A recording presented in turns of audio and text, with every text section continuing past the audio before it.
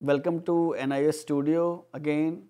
I'm Prabhakar Jha, physical education teacher of the Modern School Faridabad. We're going to talk about teacher inclusion, subject code 508. Utilize service of the student leaders of purpose of demonstration and supervision. If the class is quite large, student leaders may be helpful in maintaining discipline during exercise, demonstration. Some students are too good at supervision as some are good at demonstration. They can assist the teacher in correct work and keeping students on the toes. When asked, they will perform this delightfully of loading some of your burden.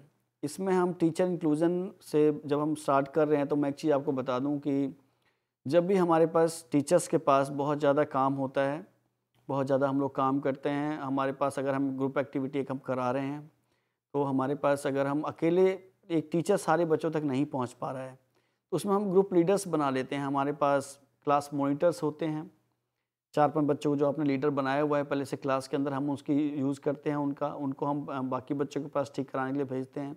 इससे 2 चीज़ें होती हैं। पहला तो ये कि बच्चे को कॉन्फिडेंस मिलता है कि उसको ड्यूटी समझ आती है कि मुझे क्या करना है, और दूसरा टीचर का जो रोल है, टीचर के ऊपर जो वर्कलोड है थोड़ा वो थोड़ा जो है कम हो जाता है। तो आगे से हम इसको स्टार्ट करते हैं। टीचर इंक्लूजन अब हम स्टार्ट करते हैं। Duties of inclusion teachers demand the ability to multitask with a high level of performances. Understanding including teachers' duties attached to this portion will improve the quality of student participation and the overall success of the entire program. अब मैं आपको बताता हूँ कि जो मैं बात कर रहा था कि टीचर्स के पास अगर बहुत ज़्यादा वर्कलोड है तो किस तरह वो ग्रुप एक्टिविटी करा के, हर ग्रुप का एक लीडर, छोटे छोटे ग्रुप बना के, ग्रुप का लीडर बना के वो अपने ओवरलोड को कम कर सकते हैं और बच्चों को ड्यूटीज़ दे के बच्चों को कर्तव्य के प्रति जगाते भी हैं। तो ये बहुत ज़रूरी है कि आप एक अपना वर्कलोड कम कर रहे हैं, दूसरा बच्चे को सिखा रहे हैं, और तीसरा जो बच्चा गलत कर रहा है उसको सही होने का मौका मिल जाता है। चलिए आगे बढ़ते हैं। Basic consideration before inclusive health and physical educators. Basic consideration के बारे में बात कर लेते हैं। फिजिकल एजुकेशन में क्या है टीचर्स की, क्या फिजिकल एजुकेटर्स को करना चाहिए। Become critical thinkers and problem solvers that develop the knowledge and skills to provide meaningful inclusive physical activity. Prepare and plan individualized physical activity programs for 4 major contents areas: move skills, sports, games, design, health related fitness and adventure and outdoor recreations. Physical education के जो हमारा ये subject है, ये सबसे ज़्यादा हमारे इसीलिए है कि हम इसको बच्चों को कैसे हम मानसिक रूप से, शारीरिक रूप से मजबूत करें। इसके स्किल्स, इसमें 4 चीज़ें हम लोग कवर करते हैं। स्किल्स मतलब गुण, निपुणता, स्पोर्ट्स खेल, गेम्स डिजाइन, अलग अलग गेम्स हैं, हेल्थ रिलेटेड फिटनेस, शारीरिक रूप से जुड़ी हुई फिटनेस हमारी, उन सब चीज़ों को जोड़ के जो सब्जेक्ट बनाया उसे हम फिजिकल एजुकेशन कहते हैं। इसमें इंडोर रिक्रिएशन भी है, आउटडोर रिक्रिएशन भी है। बच्चों को एडवेंचर मिलता है, बच्चों को मज़ा आता है। तो ये इन सब का जो एक जोड़ तोड़ के हम एक सब्जेक्ट बनाते हैं उसको हम फिजिकल एजुकेशन बोलते हैं। Develop strategy and techniques increase awareness of verifying abilities, foster more positive attitude of peers and increase advisory efforts aimed at the inclusive physical activity. Overcome barriers associated with inclusive programming. Helpful suggestions. मददगार क्या साबित होते हैं इसमें हमारे लिए, वो हम इस बारे में थोड़ी चर्चा करेंगे। थोड़ा मैं इसमें आपको डिफाइन कर देता हूँ क्योंकि टीचर्स के बहुत ज़रूरी है। सजेशंस क्या हैं? Helpful suggestions. Consult with the parents and specialise support staff. सबसे पहले हमारे को पेरेंट्स से जो है हमें कंसल्ट करना है कि उनके अगर बच्चों को कोई प्रॉब्लम आई तो पेरेंट्स आपके साथ खड़े हों। उस टाइम एक्सरसाइज करते हुए गिर जाएँ तो पेरेंट्स आपके सपोर्ट में होना चाहिए। आपका जो स्पोर्ट्स स्टाफ है वो पूरा आपके साथ होना चाहिए। स्पेशलाइज उसके अंदर होनी चाहिए जो भी टीचर्स करा रहे एक्सरसाइज को। Do not require student to do activities they are not capable of it. बहुत इंपॉर्टेंट चीज़ है ये टीचर्स के लिए।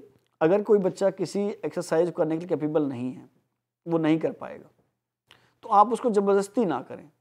हो सकता है बच्चा किसी डिसऑर्डर में हो और बच्चा वो अडॉप्ट ना कर पा रहा हो, बच्चा वो एक्सरसाइज करने की अवस्था में ना हो, और हम उस पर ज़बरदस्ती उसके ऊपर हम प्रेशर बना रहे हैं और ज़बरदस्ती प्रेशर बनाने से रिजल्ट ये आता है। दो इसके नुकसान हैं, पहला ये कि बच्चा उसको अगली बार आपकी बात सुनेगा नहीं, और दूसरी बात उसका जो भी फिजिकली रूप से उसका नुकसान हो सकता है।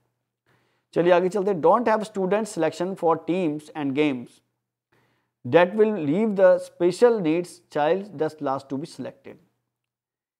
हर स्कूल में फिजिकली चैलेंज बच्चे होते हैं, हर स्कूल में।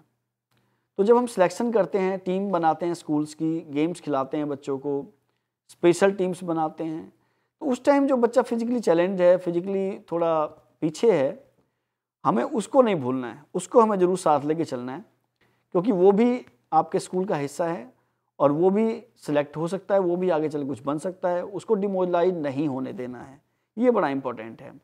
Whenever possible, create takes task that the child with a handicap is capable of performing. This helps self-respect. They were the health of resource online and association concerned with exceptional children search over these resources. हमारे यहाँ बच्चों को हम जो भी हमारा बच्चा physically challenge है, उसका हैंडीकैप है, वो भी उतना ही रिस्पेक्ट के लायक है जितना कि बाकी बच्चे हैं। तो उसको आप रिस्पेक्ट कैसे दिला सकते हैं, टीचर लोग कैसे दिला सकते हैं, फिजिकल एजुकेशन टीचर का रोल क्या है उसके लिए? सबसे पहले जो आपने मौका सबको दिया उस बच्चे को भी दें, और उसको ये महसूस ना होने दें कि फिजिकली चैलेंज है या वह हैंडीकैप्ड है। एक्सेप्शनल केसेस भी इन बच्चों के साथ होते हैं, जो कई बच्चे बहुत ज़्यादा ऐसा हो कि बहुत टैलेंटेड होते हैं। Remember when working towards an inclusion approach you will always need to think. हमें ये चीज़ सोचनी है, जो मैं पढ़ने जाता हूँ दोबारा मैं आपको समझाने की कोशिश कर रहा हूँ। How can I change this activity to suit the children students? How can I adapt this activity? How can I modify this activity? Think in the terms of action, time, assistance, equipments, boundaries, distance, etc. Application of inclusive practices, movement skill and concept overview of movement skills and concept prerequisite knowledge of task. In the movement capabilities of modification of fundamentals, movement skills and concept meant critical elements and differences. Health related fitness and conditioning, physical fitness goals, implementation of physical activity, practitioners training principles, components of fitness and stressed by the inclusive programming, health related fitness activities. Adventure and outdoor program, outdoor activities, define modification for adventure activity challenge courses. हमें courses चलाने पड़ते हैं school के अंदर teachers को, जो भी मैंने पढ़ा अभी वो चलाना पड़ेगा आपको, ताकि एडवेंचर थोड़ा रहेगा तो बच्चों के लिए सीखना थोड़ा ईजी रहता है। Teacher role as a counsellor is very important. इस नेक्स्ट पार्ट, टीचर रोल क्या होते हैं काउंसलर लोग। मैं बता दूं, इस दुनिया में सबसे बड़े दो काउंसलर होते हैं, एक पेरेंट्स और दूसरा टीचर। काउंसलर वो व्यक्ति है जो बच्चे को एक बुरे टाइम से बाहर निकलता है, उसकी बुरी सोचों से बाहर निकलता है, उस आदमी को हम काउंसलर कहते हैं। हमें कोई बच्चा नहीं खेलना चाहता और हम उसको काउंसलिंग करके, उसको उसका भला बुरा समझा के, उसको उसके फ़ायदे गिना के हम उसको ऐसा काउंसल करके गेम खेलने के लिए तैयार करते हैं, इसको बोलते हैं counselling. Beginning with assessment of deviant student, it is extremely important that the counselor make a precise distinction to be the etiology of the child's problem. Counsellor के लिए बहुत ज़रूरी है, टीचर जब काउंसलर रोल में है तो उसके लिए बहुत ज़रूरी है कि बच्चों की जो भी चीज़ें हैं उसको ठीक कराना है। किस रूप में कौन सा बच्चा है उसको हमें पहले समझना है, फिर उसको हमें ठीक कराना है। ये बहुत इंपॉर्टेंट पार्ट है टीचर के लिए कि वो काउंसलिंग करना, काउंसलर बनना उसके लिए। There are several physiotherapeutic symptoms and diagnostic categories that resemble characteristic of giftedness. The following are some of more commonly observed psychiatric diagnostic of categories because of their relatedness to giftedness. Counselors should be considered carefully as they assess and diagnose their parents. ADHD मैं कुछ पढ़ रहा हूँ, ये बड़े important चीज़ें हैं, सभी टीचर ध्यान से इसको पढ़ लें, सुन लें अगर वो मेरी आवाज़ सुन रहे हैं। इसमें कुछ ऐसी डिवीज़ के नाम हैं जो मैं पढ़ने जा रहा हूँ जो बच्चों के अंदर होती हैं। Attention deficit hyper activity disorder, ये चीज़ पहली चीज़ है। सेकंड है OCD ओबेसिव कंपल्सिव डिसऑर्डर। थर्ड है बिपोलर डिसऑर्डर, मैनिक डिप्रेशन। फोर्थ है डिप्रेशन, फिफ्थ है सोमेटिक डिसऑर्डर। ये जो अवगुण हैं ये कभी भी किसी भी इंसान के अंदर हो सकते हैं, और अगर ये बच्चों में है तो टीचर को उस टाइम उनके लिए काउंसलर बनना पड़ता है। इसीलिए काउंसलिंग एक पार्ट है टीचिंग का। बॉर्डरलाइन पर्सनैलिटी डिसऑर्डर और any of the avis diagnostic categories, PDD, pervasive developmental disorder, autism, anxiety disorder, any other physiognomic diagnostic category that may be artificial in nature। जो भी हमने ये डिसऑर्डर्स अभी पढ़े हैं इन सब में कोई भी बच्चा हो सकता है, तो यहाँ पे टीचर को एज ए काउंसलर आपको बनना पड़ता है और उन्हें समझाना पड़ता है कि अगर आप इन सब डिसऑर्डर्स में हैं भी तो भी आप बहुत कुछ कर सकते हैं, तो भी आप पीछे नहीं हैं, तो भी आप बहुत सारे काम स्कूल्स के लिए कर सकते हैं, अपने पेरेंट्स के लिए कर सकते हैं। अपने आप को मेंटली मजबूत बनाना है, बच्चों को मेंटली मजबूत करना है, अपने बच्चों को समझाना है कि ये कुछ भी नहीं है, इन सब चीज़ों से कुछ नहीं होता है। बहुत सारे एग्जांपल हमारी कंट्री में, वर्ल्ड में ऐसे हैं कि बहुत सारे डिसऑर्डर लोगों ने, जो फिजिकली चैलेंज लोग थे, उन्होंने बहुत सारी चीज़ अचीवमेंट वो लेके आए हैं। तो इसलिए ये यहाँ पे टीचर्स का रोल आता है कि बच्चों को डिमोरलाइज ना होने दें, वो बच्चों को कॉन्फिडेंस बढ़ा के रखें।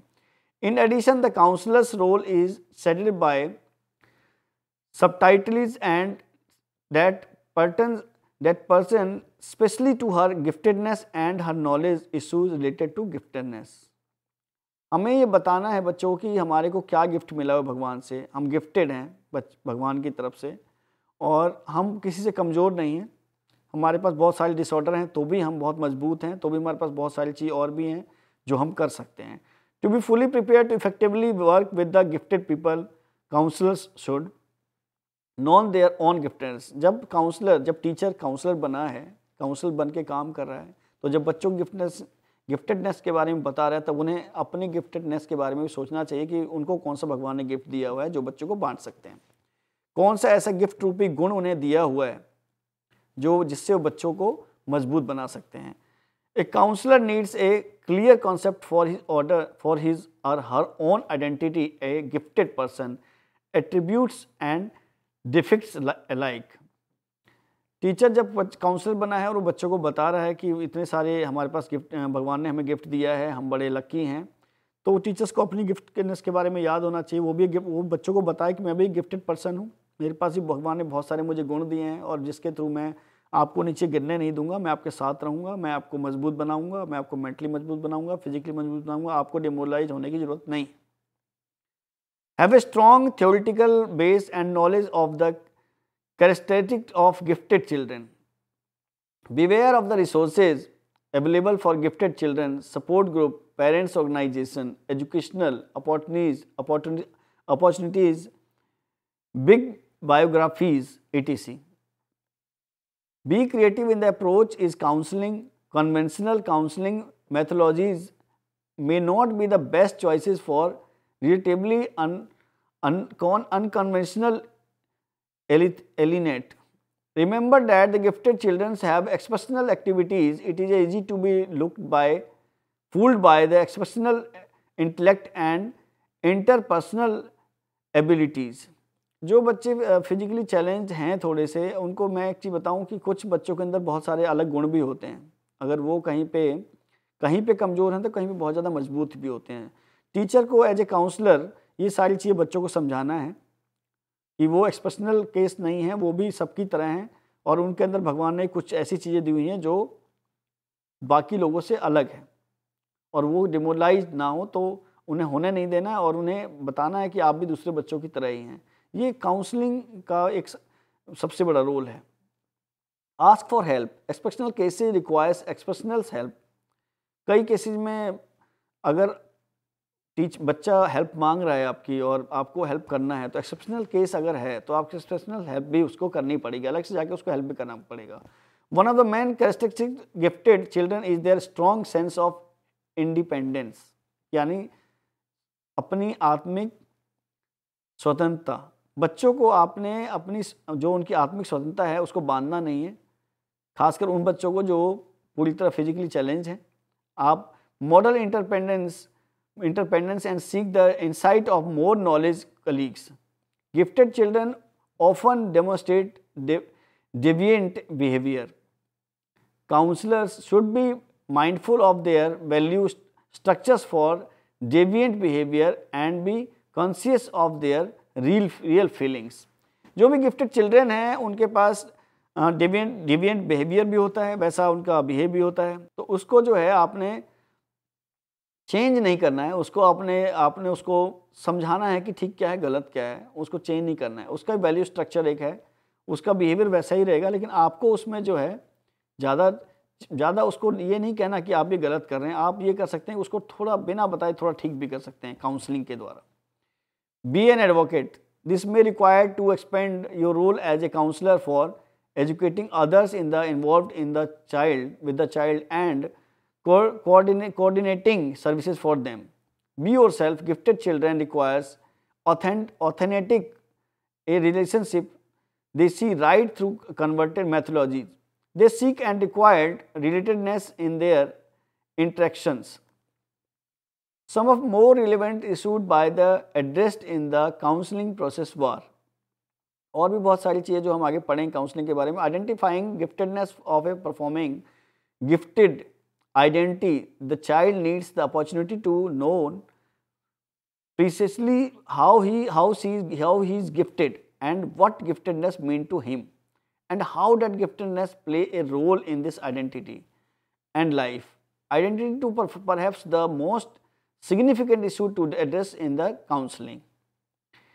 Denial of giftedness many gifted children are distressed because they lack awareness, they acceptance of their giftedness, help them know and accept construct of being gifted, it applies to them.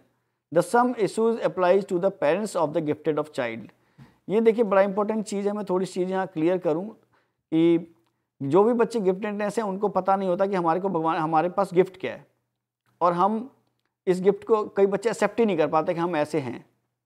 तो उसके द्वारा हम उनके parents से ही बात कर सकते हैं, उनको भी बता सकते हैं कि आपका चाइल्ड जो है गिफ्टेड चाइल्ड है, बहुत अच्छा बच्चा है, ये बहुत अच्छा स्टूडेंट बन सकता है। Struggling with deviance, the denial of the giftedness may exist can happen in part because having deviant behavior is not always an accepted trait. The child's deviance in behavior can lead to the whole host of the social and emotional problems. It is important to assist their client to be aware of his deviance and develop method to foster their differences rather than be distressed by them.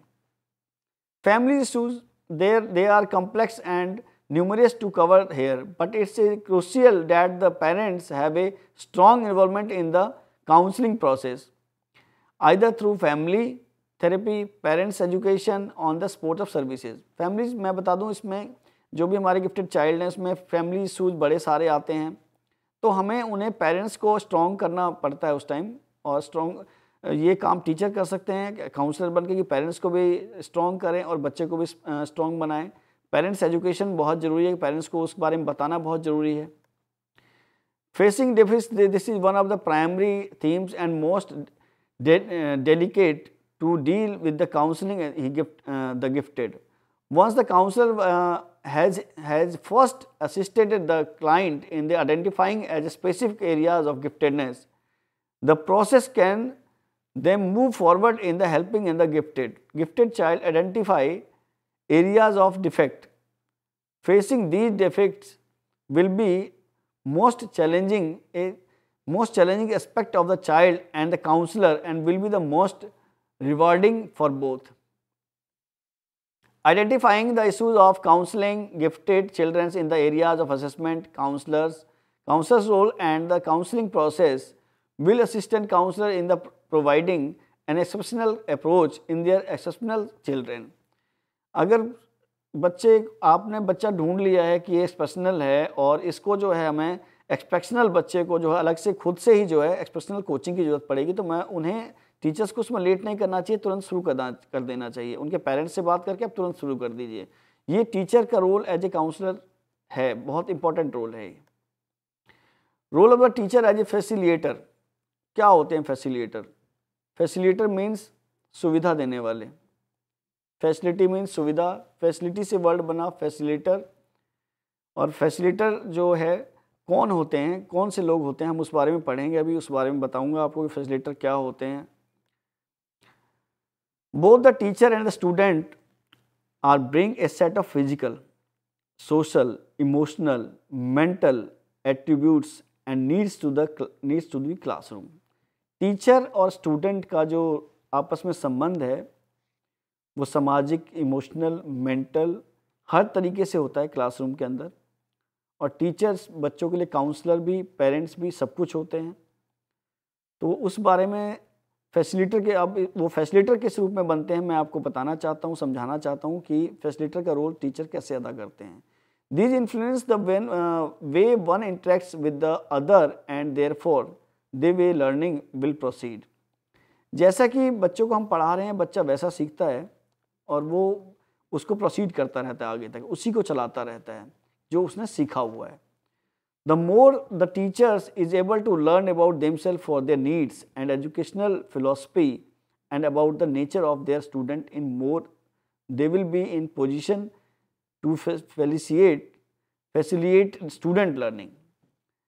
सबसे पहले teacher को अपने बारे में समझना पड़ेगा और उसके बाद उसके बच्चे का नेचर क्या है, बच्चा किस तरह से जो है समझना चाहता है, बच्चे की फिलॉसफी क्या है, बच्चा किस रूप में समझना चाहता है, प्राकृतिक रूप से बच्चा सीखना चाहता है या टीचर के रूप में बच्चा सीखना चाहता है, ये बताना बहुत ज़रूरी है। तो यहाँ पे टीचर का रोल बहुत इम्पोर्टेंट हो जाता है। पहले काउंसलर का रोल था, अब फैसिलिटेटर का रोल आ गया, क्योंकि एक टीचर के अंदर फैसिलिटेटर और काउंसलर दोनों की आवश्यकता बहुत ज़्यादा है बच्चों को ठीक करने के लिए, बच्चों को उनकी सही चीज़ बताने के लिए, बच्चों को सही रूप में सही जगह चलाने के लिए। This is the part of learning role of a teacher and this learning assistant the teacher is their role as a facilitator.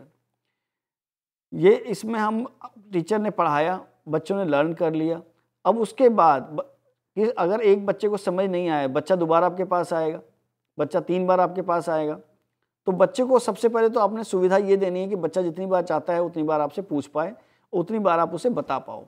ये बड़ा इंपॉर्टेंट रोल है। तो इस तरीके से जो है हम बच्चे को बता सकते हैं, समझा सकते हैं, और बच्चों को लिए सबसे ज़्यादा हमें सुविधाओं के लिए हमें तैयार रहना चाहिए कि बच्चों को सुविधा क्या क्या देनी है हमें। In order for teachers to facilitate the student, several things need to be occur. The process that the teacher, a facilitator needs to undertake are as follows.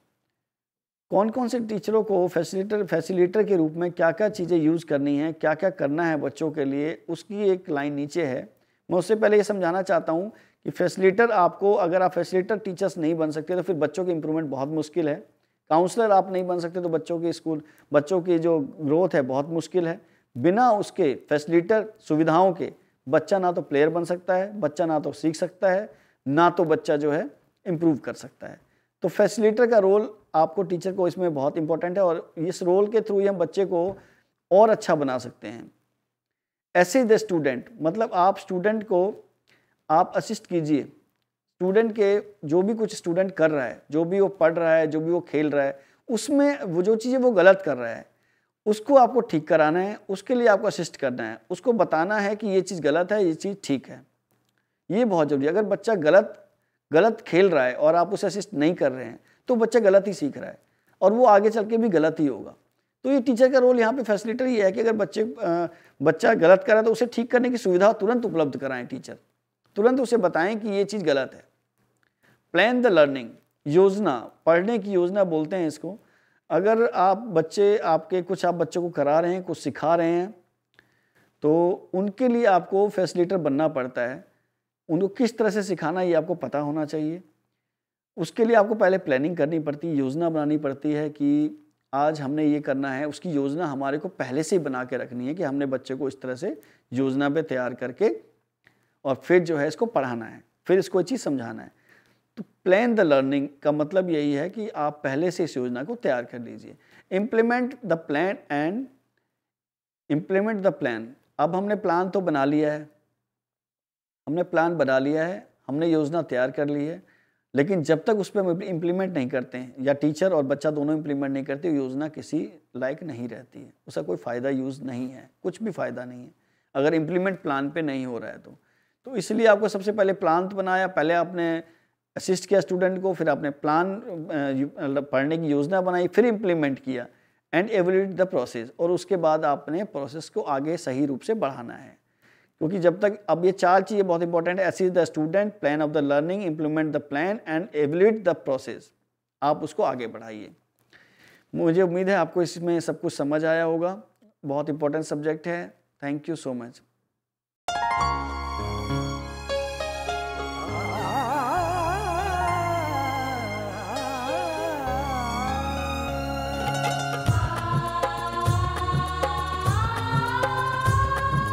जीवन ये प्रकाशित करने, राहों को आलोकित करने, हम अपना दीपक स्वयं बने, हम अपना रास्ता स्वयं चुने।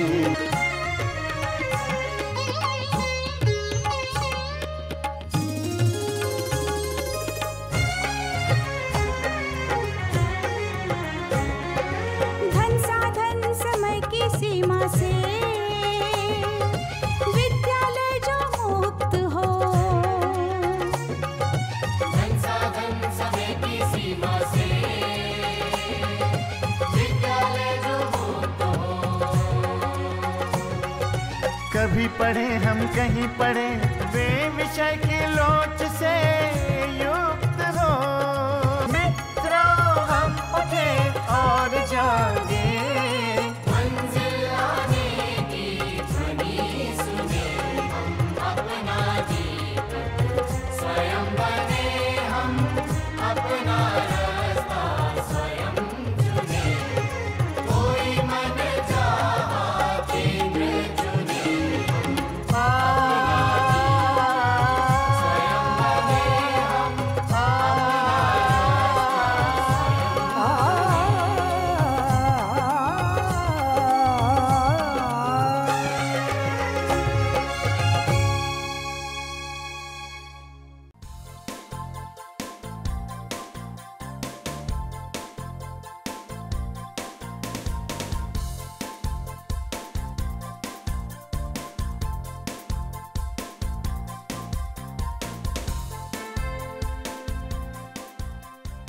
घर बैठे पाएं राष्ट्रीय मुक्त विद्यालयी शिक्षा संस्थान यानी NIOS में एडमिशन, वो भी एकदम आसान तरीके से, जिससे शिक्षार्थियों को होगी समय और धन दोनों की बचत।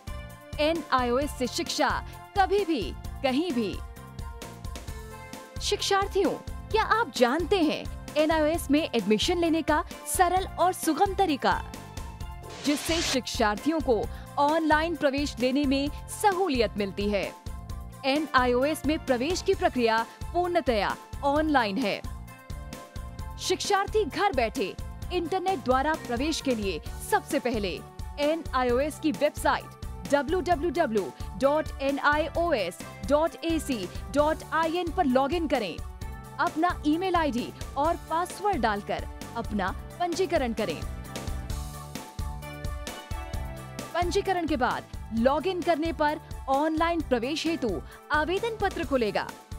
आवेदन पत्र को निर्देशानुसार भरें और प्रिंट आउट लें।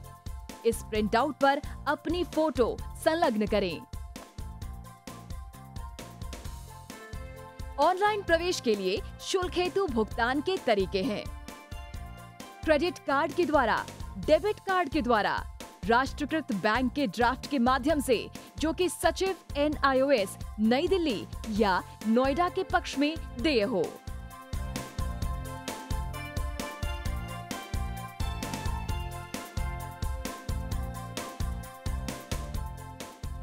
भरे हुए आवेदन पत्र के साथ साथ डिमांड ड्राफ्ट और संलग्न किए जाने वाले दस्तावेज हैं: जन्म रजिस्ट्रार के जिला कार्यालय से जारी जन्म प्रमाण पत्र की सत्यापित प्रति, जिसमें जन्म तिथि अंकित हो, पिछले विद्यालय से प्राप्त विद्यालय छोड़ने का प्रमाण पत्र, जिसमें आवेदक की जन्म तिथि लिखी हो, प्रवेश फॉर्म का प्रिंट आउट NIOS के संबद्ध क्षेत्रीय केंद्रों पर 10 दिनों में पहुंच जाना चाहिए।